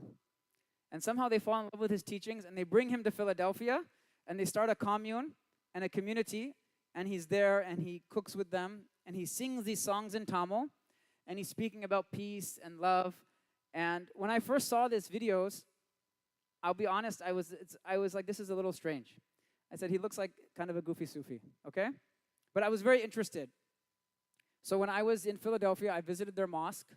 This is their mosque in Philadelphia. When I went there for Maghrib, normal Maghrib, they had a barrier, and they had a normal Maghrib Salah, they started Fatiha and everything, and I was like, oh, this seems like Orthodox Muslims. So they have a nice masjid, and I actually visited the Mazar as well.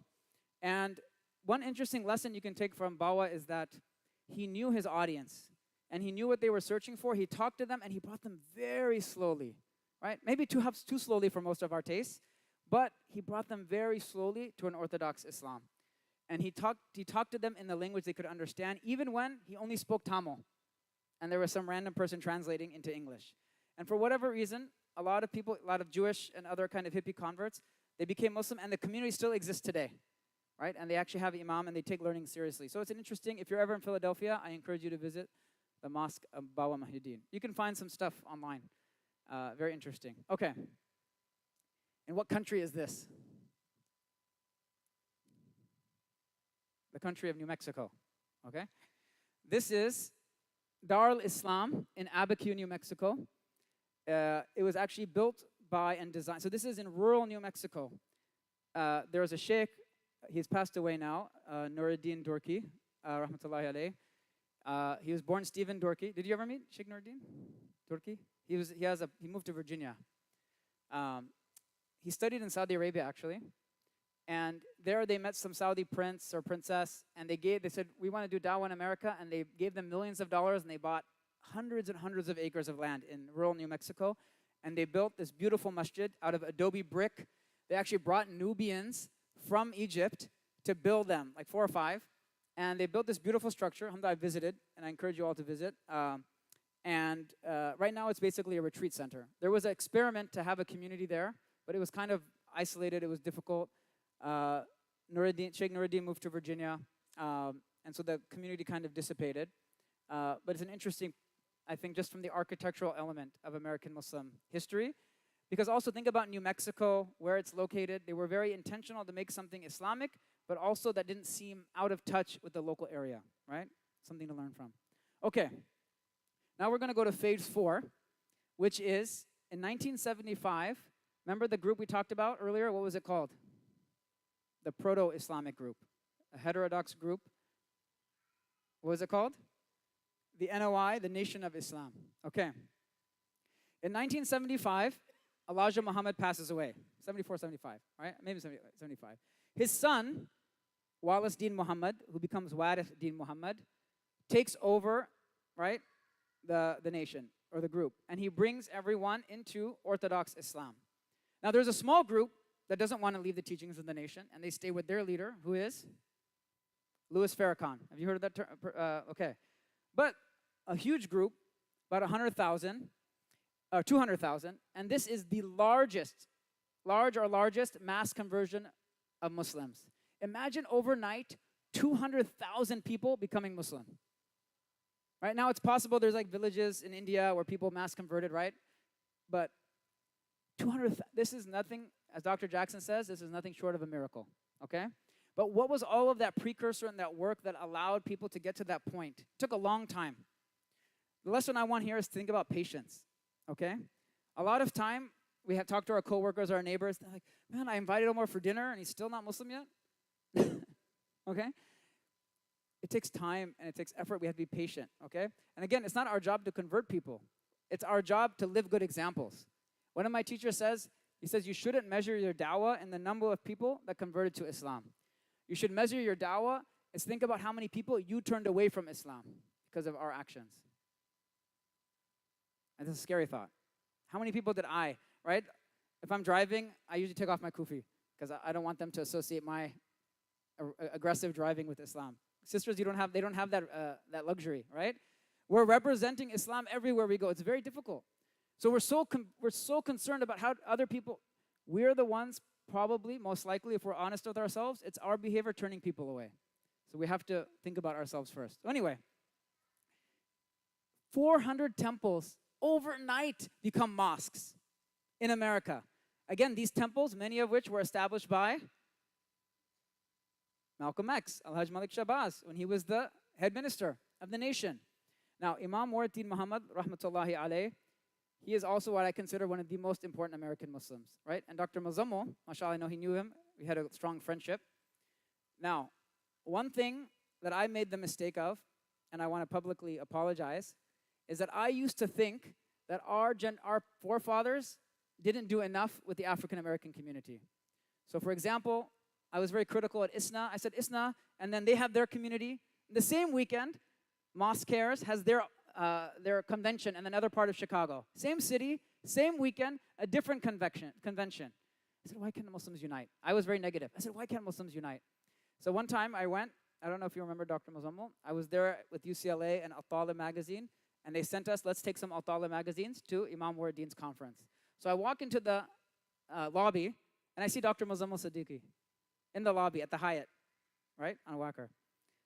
And I said, what are you doing here? He says, I come here every year. So the whole time, I'm thinking there's no unity, but there is a connection at leadership. This is a lesson. Just because we don't see certain things doesn't mean it's not happening at different levels and in different places. So Dr. Muzammil would visit Imam Mu'addin's community and speak at that convention, right? And then vice versa. There was a community. There was a shared tradition, and I would argue more than we have now. That the people from Dr. Muzammil's generation, like Dr. Ahmed Sakr and others, they did more to reach out and have a relationship with the inner city community than we're doing. Okay, so this is a check on us that we're not doing enough, right? Imam Abdullah Harun Abdullah, Imam Abdul Qadir, right? Hassan, Imam, right? All of these imams, they were good friends and they met and they discussed and they dialogued, even if we didn't see it, right? So Imam Mu'addin is part of that history. Mashallah, all of, as I mentioned, he named it after his mother, the Sister Clara Muhammad schools. So they changed the University of Islam to Sister Clara Muhammad. And for a long time, they were the largest organized community of Muslims. There's a long history of the success and how that community will continue. But just whenever you think of Islam in America, you have to remember Imam Mu'addin Muhammad, rahmatullahi alayh. Okay, this actually, in 1977, there was a group that went for Hajj, right? Sponsored by the Saudi government, about 100 imams, 300 imams, and it was led by, who led the group? Yes. So in 1977, this is a young, right? This is Imam Mu'addin Muhammad. I think Dr. Muzammil is standing here, just cut off from the picture. But Dr. Muzammil Siddiqui and Dr. Ahmed Sakr led 300 imams on that journey for Hajj, all sponsored by the Saudi government, right? Yes.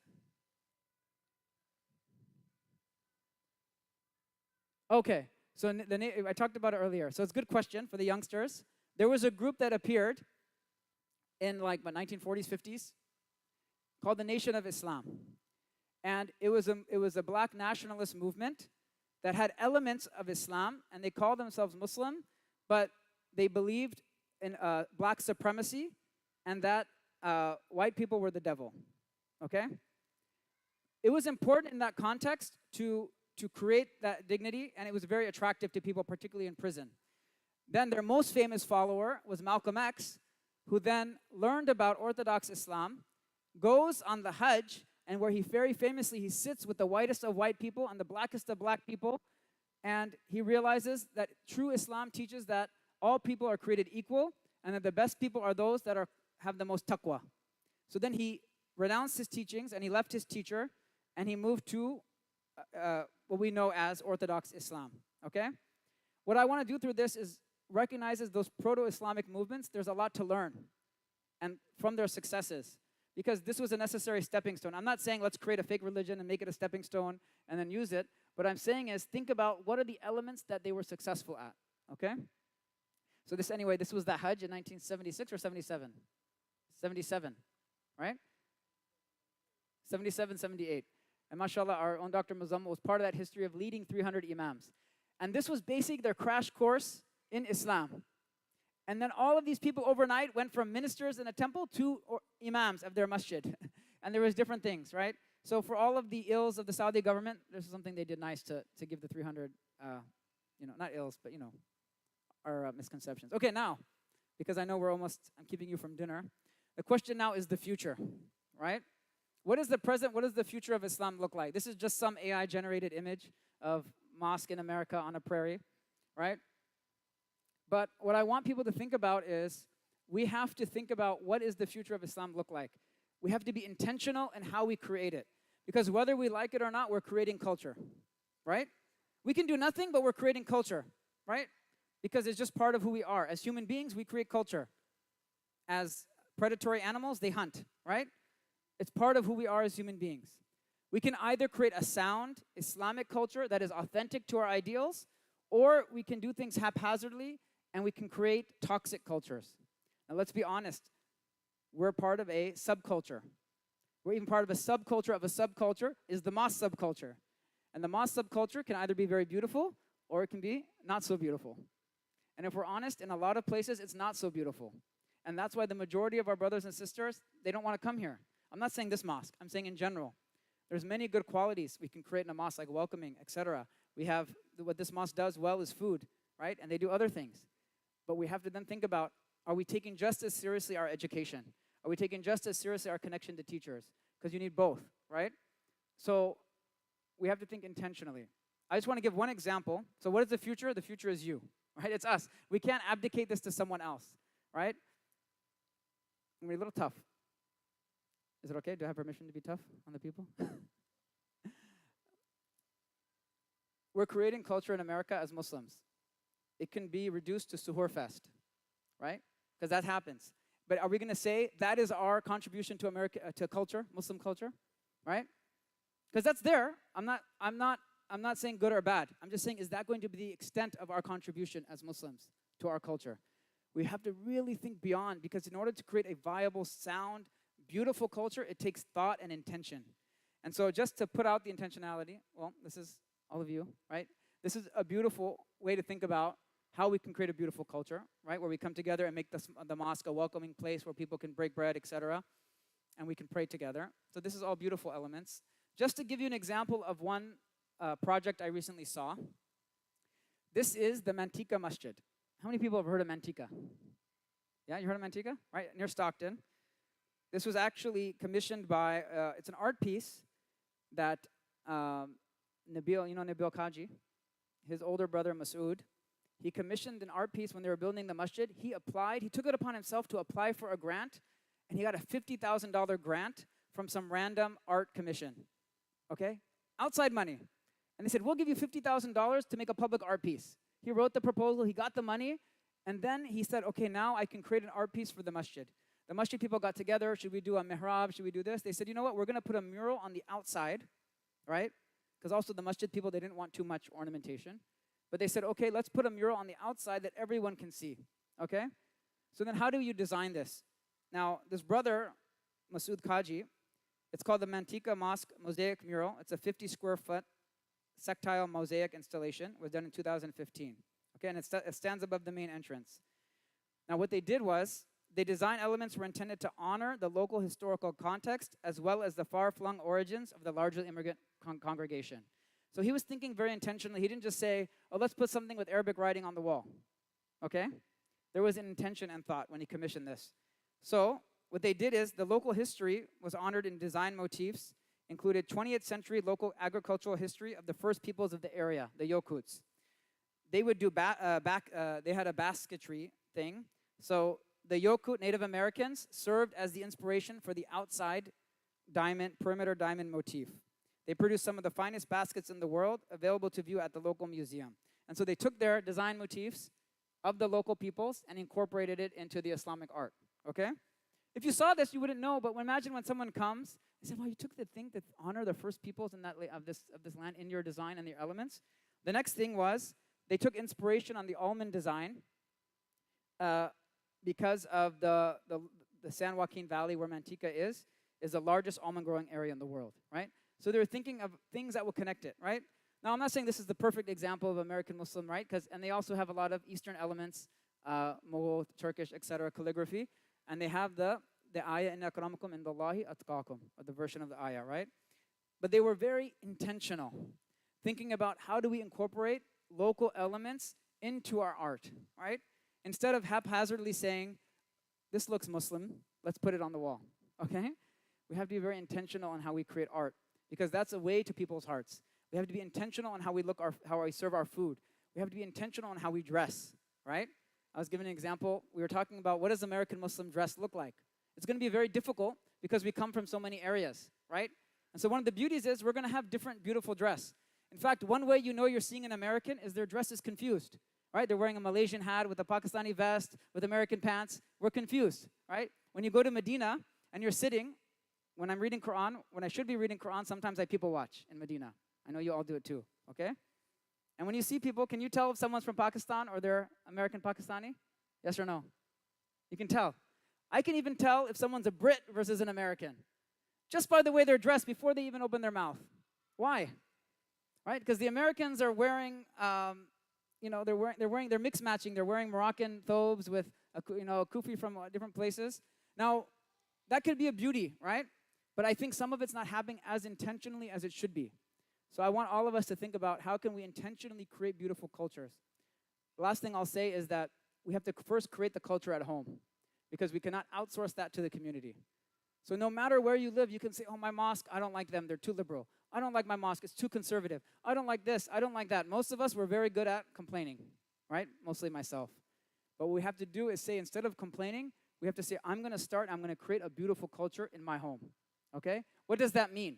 That means, as a family, we're going to create a culture where we're going to say grace. Astaghfirullah, we mean say grace. Of course we say grace. What's the hadith? Samillah, akul biyaminik. Say Bismillah, right? But do we have a culture where we sit as a family and we say, Allahumma barik lana fima razaqtana wa qina adhaban nar, Bismillah? This is actually from American culture that people say grace. But we also have in our culture that we bless and we ask Allah to bless our food. Are we going to create that culture? Imagine now we do it, our neighbors come and we say and we thank Allah. Most of us just do it when our neighbors are there, but we don't do it on a normal basis, right? How do we create that culture in our home?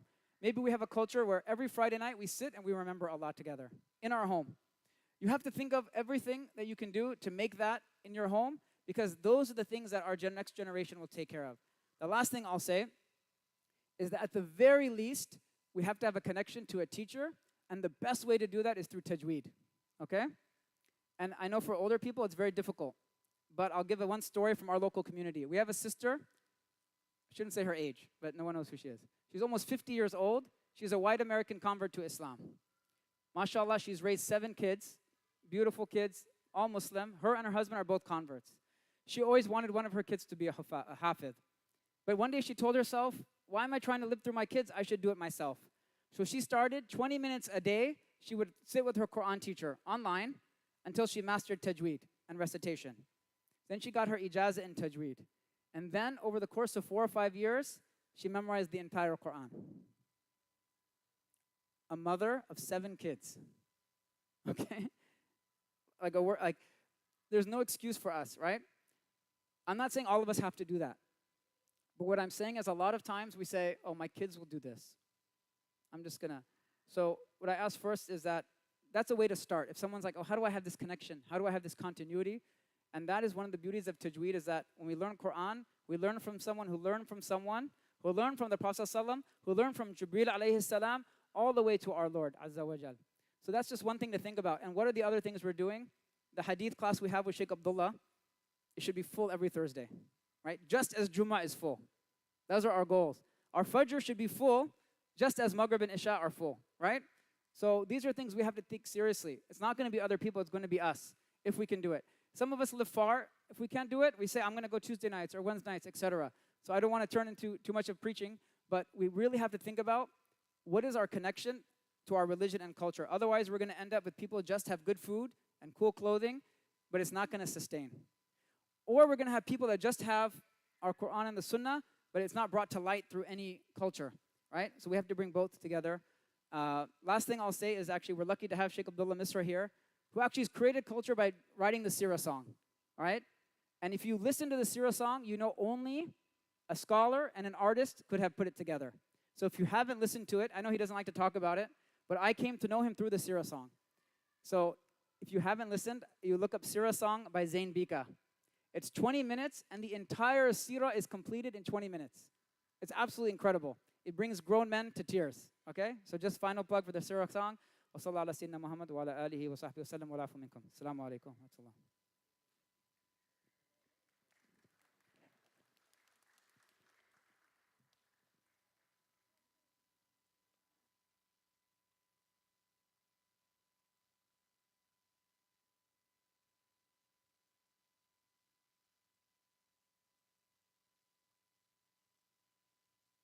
Assalamu alaikum. Jazakallah khairan.